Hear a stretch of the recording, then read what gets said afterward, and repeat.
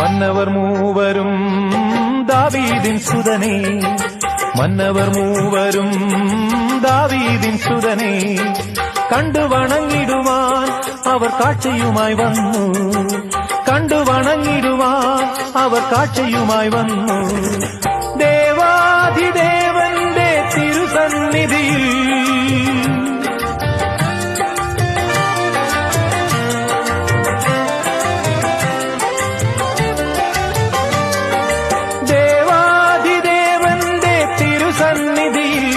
അവർ കാഴ്ചകൾ വെച്ചു വണങ്ങി.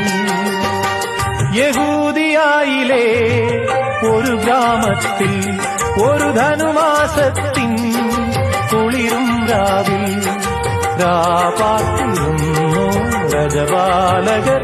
ദേവനാദം കേട്ടു ആമോദരാ